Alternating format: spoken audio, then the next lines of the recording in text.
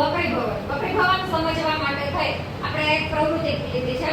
તો તમને અહીંયા હું પેન્સિલ બતાવું તો પેન્સિલ સીધી છે, ક્યાંયથી વળેલી દેખાય છે? કેવી છે?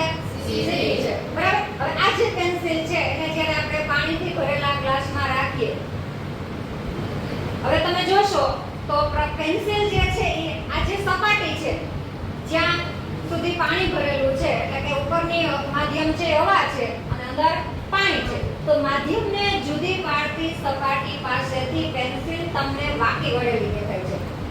બરાબર. આ જે વાંકી વળવાની ઘટના છે એને શું કહેવામાં આવે છે?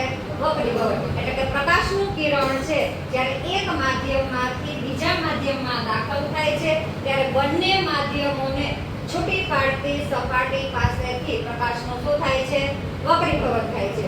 આ ઘટનાને આધારે ઘણી બધી રોજિંદા જીવનમાં પણ ઘટના જોવા મળે છે. આપણે જોઈએ કે એક ઘટના લઈએ કે ઊંડા જળાશયોમાં નાવવું જોઈએ નહીં.